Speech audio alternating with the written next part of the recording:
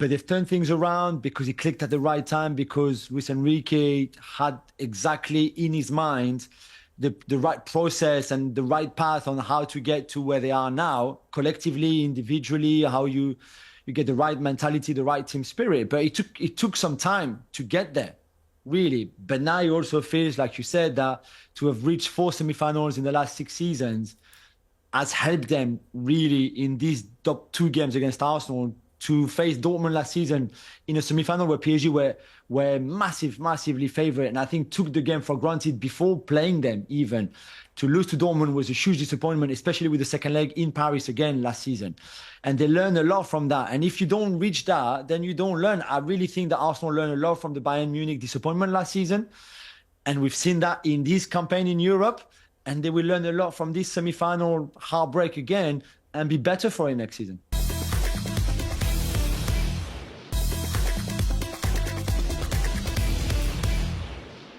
CJ, the word progress was mentioned earlier on there by Julian, and I think nuance has to be definitely added to that. But you know what's going to happen. The narrative all summer's going to be from rival supporters and some parts of the media. How can you call that progress? No trophy once again, potentially not finishing even second in the Premier League this year. Do you agree with Julian that there has been progress if you kind of look at some of the nuance involved beyond those hard stats? Or actually, if you're trying to win a trophy, you have to live and die by those statistics and that data that says, well, second, third or fourth this year, that isn't progress? I mean, progress is never linear, as we all know. You're going to have bumps and bruises. I think some internally at the club will probably reckon a lot of it's self-inflicted, probably going to what we did and didn't do in the summer and maybe being reactive with injuries and stuff like that in January. It is progress. It's definitely progress in the Champions League. You know, you go back to last year, we're accustomed to getting battered by Bayern Munich. We equipped ourselves, probably got stage fright in Germany in whichever leg that was. You know, Julian said it, you know, who's come to the Parc de France and had 20-odd shots against PSG, had them living dangerously like they did in the first half. Our problem now is to get over the line. You've got to take these chances. The data has showed us, and I think for a number of minutes now, Mikel Arteta has shown he can compete in big games. He can stifle teams. Our top 6 record shows that. The Real Madrid result shows that. To go to the next level, it's literally just about getting over the line. That's how you paint the narratives. I mean, as you mentioned there, rivals are going to say what they wanted to say, what the papers are going to have to put as the headlines to sell. That's great. But I'm sure once they strip it all back and they calm down, you can clearly see there's progress. The only issue I have is that as a fan, it does feel like we shoot ourselves in the foot because it has been courageous with the injuries and competing, and I can't say the effort wasn't there, but I did feel in the PSG game that it's not that our effort wasn't enough, but our maximum wasn't even PSG's minimum, and that probably does go back to recruitment, and hopefully in the summer we do what needs to be done, but there's definitely progress, Jordan. Clive, let me ask you a question now. I mean, at the risk of getting a really dirty look from Julian here, do you feel that what I felt, despite being a very, very good team, Paris are clearly a top team, I don't feel that we really tested and pushed their will and their heart. We've seen in previous years, albeit under a former iteration of Paris Saint-Germain, them collapse with bigger leads.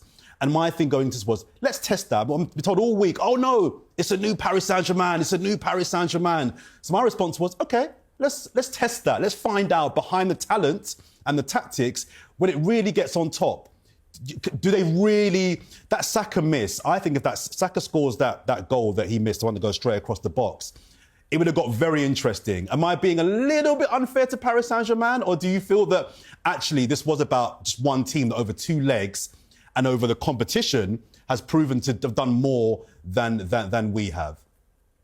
To pressurise a team, you need to score at the right moments.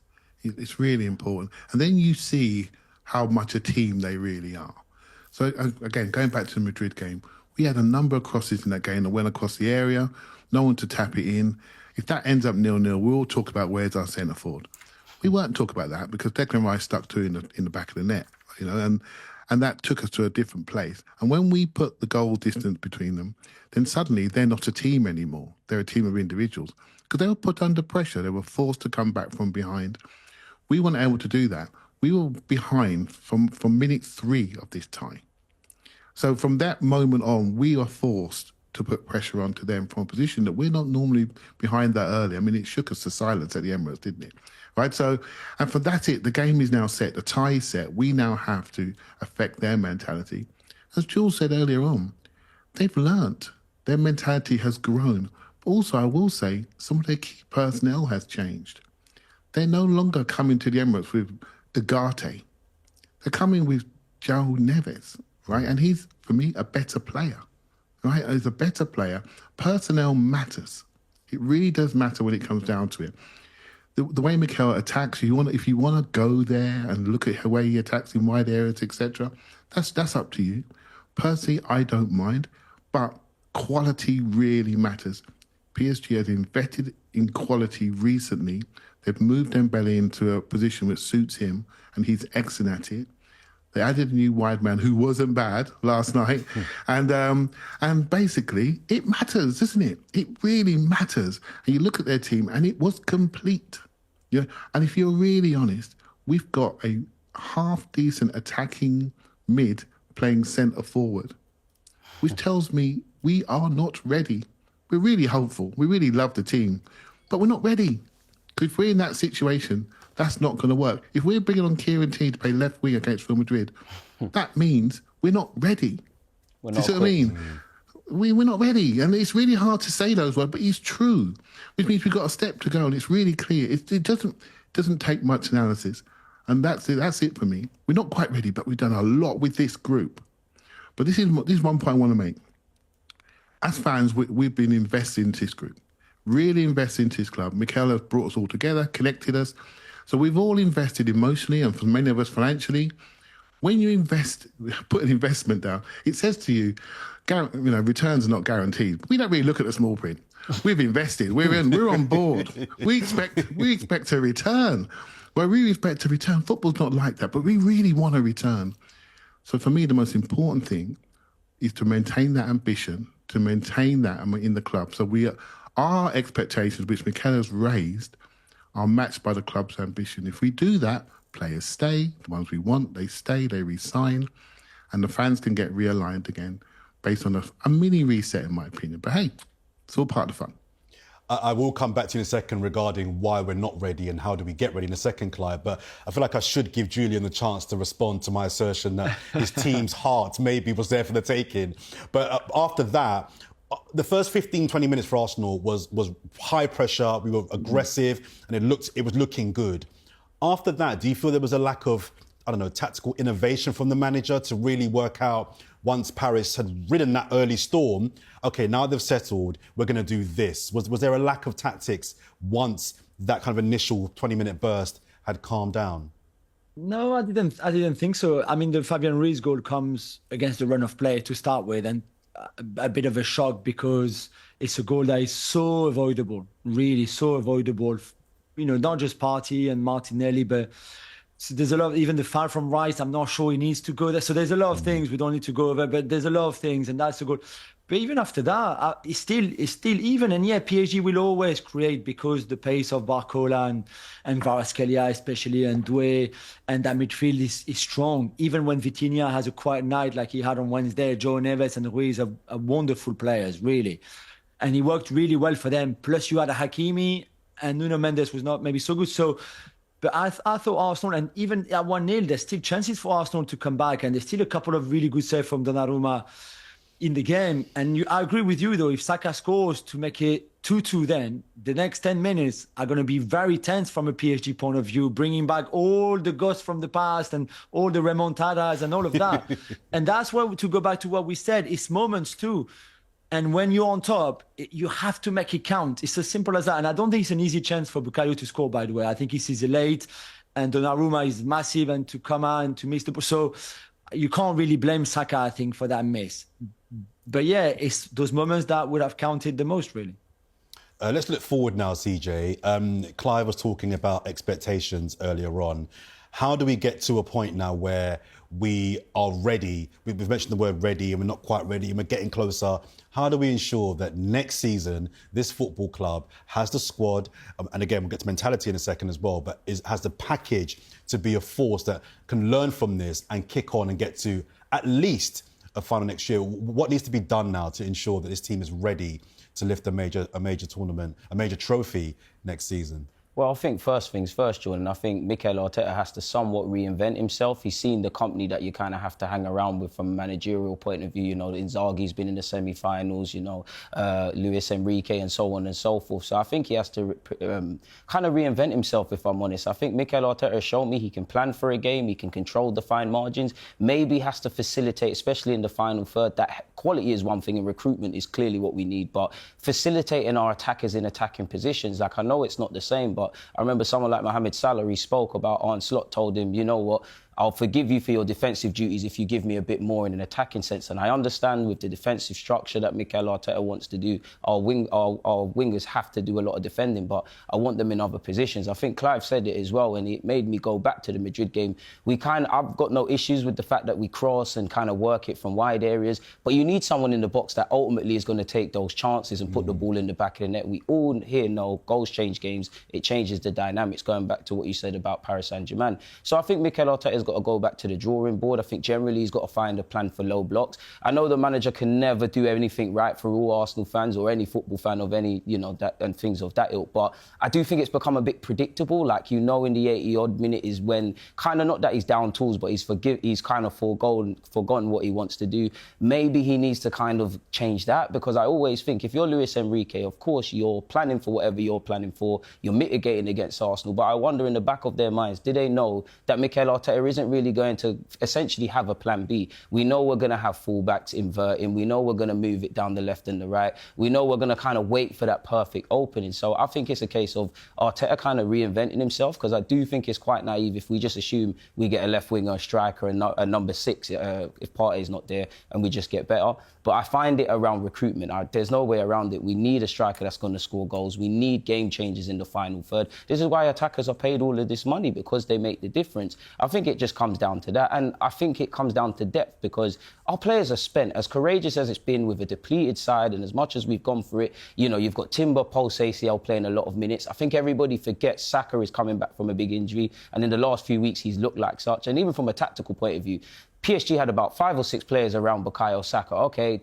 he's the mark man. What are we going to do on the other side? Are we going to get central runners? And I think every Arsenal fan's kind of become accustomed to that late run from Declan Rice. And I'm not criticising it. I think we need to do that, but we need added layers. I just think we need quality, we need quantity. And as I know no Arsenal fan wants to hear it, but it's growing pains. We learnt from our growing pains against Munich. Hopefully we learn this season. Of course, we're not really speaking about the domestic campaign, but there's a lot there. And I think had we have won the Champions League this year or won Premier Leagues in previous years, I think we would have still headed into the summer with big decisions. You know, you look through our squad, some players that were once upon a time first team regulars have become squad players. People are getting a bit older. I know I'm exaggerating a bit with Magalhaes and Saliba, but there's some level of a player where there's some level of speculation over their future. So I think it's a season where kind of, not that the bubbles burst, but it's kind of back to reality, and we just need to kick on. But I think it's centred around recruitment.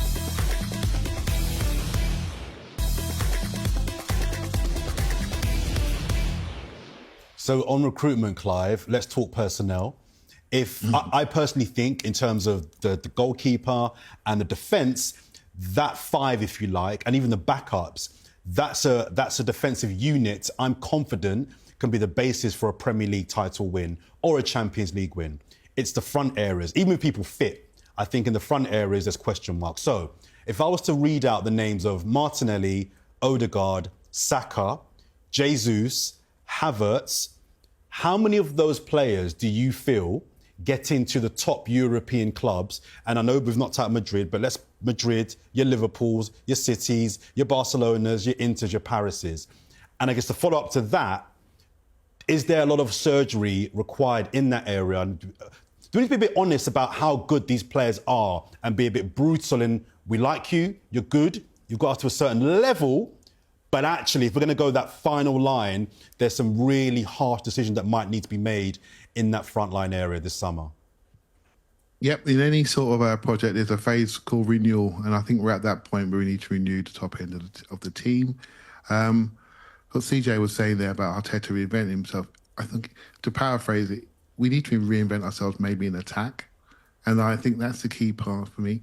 People know what we're doing now. They know our personnel. They've been there for a couple of years. The game moves very quickly. If we know your dance moves, we're going to get there ahead of you, right? And that's what PSG do. And that's what Bayern Munich did. They played 2 left-backs against us last year, remember, on that right-hand side. And they stopped Saka coming inside. We didn't have the power to overcome them on our left-hand side. And here we are a year later answering the same question. And we haven't answered it. But that's okay. So we know that. It can't be year 3. That's when people lose jobs, right? It can't be year 3. Things change when that happens. So from an attacking point of view, we're probably even more underpowered than last season. So we have to make changes, and everything's on the table, right? If you want to look at this season, when Jesus went down and Havertz went down, and with Saka coming back from a 4-month, Martinelli in and out, our skipper in and out form-wise, and Trossard, well, Trossard's a good player, but he's a box of chocolates. I don't know what's happening there. 1 minute he's brilliant, next minute I'm not too sure. That's not enough to hang your hat on. So our point of difference is the back end of our pitch. But sometimes, when you're building something, you don't need to take away the base. It's already there. We just need to put the layer on top. And this is the key bit now, and what that looks like. Because over Mikel's sort of tenure, he bought Jesus, a striker that he knew. I think Trossard, which is a market opportunity and a good player. But he hasn't really invested in attackers per se. Havertz, who's a player I like, was brought maybe to be a second striker midfielder, a more of utility forward. He ended up being the forward until he broke down. So we need to invest in this area, and I think that will define our identity. Look at PSG's identity now. They use wing forwards, and it's their style. Everyone looks at it, it's quite exciting. Would that work in the Premier League versus low blocks every week? Because that's what I would do against it. But in the European game where you have to play each other, that ability to break into open spaces is really, really effective. And they have that identity now, and it looks really good. I enjoy it, looks really good. So we have to redefine ourselves in the Premier League, redefine our mentality. We have to ask ourselves some hard questions about our mentality. Don't be upset if people laugh at us. Sit in a room and ask yourself hard questions about our mentality. What are we going to do when winning time comes? Can we get over the line? And this is all part of it. And I'm still excited and positive, but I'm making a huge assumption here that lessons learned mean at the end of the season is going to produce results, and change. And I really want that to happen because it's going to be good for all of us to see that next evolution of our attacking side of play. I'm not sure if I answered your question directly, Jordan, but indirectly. I don't want to put it was a great answer, bin. Clive, but you didn't. But it was a great answer, so I'll take it. We all know Saka's the man, right? So we all know that, don't we? And there are others that have questions, right? But even Saka at the moment in time is not fit, and CJ's dead right. He's not quite right. So we're underpowered at the moment. On that point, Julian, of recruitment, do we need to, there's a lot of talk around the captain, Martin Odegaard. Do we start with, we don't need to pile on Martin Odegaard, but I think we'd be lying if we weren't honest and said that he's had a poor season. He was injured for a chunk, which is fair, but his creative output, if that's what he's meant to be doing, has been poor. In some of these bigger games, his work rate, his commitment cannot be questioned. But it feels at times we're not getting enough from him in terms of on the ball. Is there a brutal decision there to be made in regards to either his captaincy, but even beyond that, upgrading on him to go to the next level? I think it's a fair question. I personally don't think so. I think you can understand why he's had the underwhelming season that he's had, because his injury came really early in the season, which is probably the worst time. Then he comes back, he loses Bukayo Saka, and the relationship between him and Saka, and even more the triangle Timber, Saka, Odegaard. He loses Kai Havertz, who's his best friend, forever. I think becoming a dad, as great as it is for the ones of us who are dads, it can also take a lot from you, especially when it's your first one. And as amazing as it is, there's an adjustment to be done in your life, of course, there is. So there's a few things that can probably make you understand why Martin hasn't been as good as he's been the last 2 seasons, for example. But he's also, if there's one player very dependent on the people around him, it's him too, because of the way he plays and the way what his game is about. Really, Bukayo, you can isolate him, give him the ball one-on-one, he can beat any defender. For Martin, his game is different. So you need everything around him that has to be good, and it has to click, and he has to work, and all the pieces have to fit, which I don't really think has been the case this season. Going forward, we haven't been as good as we were the last 2 years, for example. So I think there's probably a bigger reflection to have than just is Odegaard the right guy to be the most creative one. And also, Andrea Berta hasn't come to Arsenal to go to the National Gallery and the London Eye and, you know, have fun on the Thames. He's there to do a job, and he knows exactly why he's here. He's getting busy. Yeah, he's here to do a job. Exactly. Okay. And trust me, the guy is a born winner. He's not coming here, you know, just to have fun and go to English pubs and have a beer on a Sunday afternoon. This is not what he's about. So I think we can trust him and Mikel, because they're on the same page, and the ownership, that, like exactly what the boys have said, you've learned, you've done well this season. It could have been much better. Of course it could have. And will you be disappointed because there's no trophy? Of course you will be. But you know that there's something there. You just need to, again, find the right pieces. And that's why I said for PSG, just to finish on PSG, they had pieces of a jigsaw that was just all over the place. You had pieces that didn't fit there, Neymar and Verratti. You had other pieces that fitted but somewhere else, and they had a bit of time, but they finally found all the right places for all the pieces of the jigsaw. I'll stick with you, Julian, because Clive mentioned earlier on, we've discussed now personnel improvements, but Clive mentioned earlier on mentality. And that's something that for years, even going back to the Arsene Wenger years, has been constantly labelled at this club. Great football, bring through good talent, you know, goal of the month every other month, you know, they'll give you a good comeback. But when it really, really matters, there's something about this club and the personnel here, and let's focus on its current proper players. The mentality isn't quite there. Is there something in that, or is that slightly unfair? Do you just think with an elevated quality of player, they get over the line, or is it more than just getting better players in the building? No, I think it's a bit of both. I think it's a learning process too. You know, learning to win or learning not to lose. The 21 points that we've dropped in the league from winning position is not acceptable. Not when you have a team with high ambitions, where you take the lead and then you end up drawing, or even worse, against Bournemouth, you end up losing at the Emirates as well. This shouldn't happen, really. So there's probably something to do on the mentality. There's something really important that Luis Enrique said to the PSG players earlier in the season when things were not going well. He said, it's not really about creating chances and taking your chances and be efficient. Of course, it is, because goals win you games, as Clive just said earlier. But he said to them, it's about the mentality. If you get the mentality right, if everybody plays for each other, fight for each other, attack together, defend together, all that kind of stuff, which Arsenal do for most of the time, then you're onto something. If you don't have that, you can have the best players in the world, as we see with Real Madrid, for example, and we saw that closely because we played them twice. It's not enough. And Real Madrid don't have the mentality right now. They might get it one day, but certainly right now they don't have it. PSG didn't have it for a very long time with Messi, with Neymar, with Mbappe. Now they have it. And mentality could mean different things, but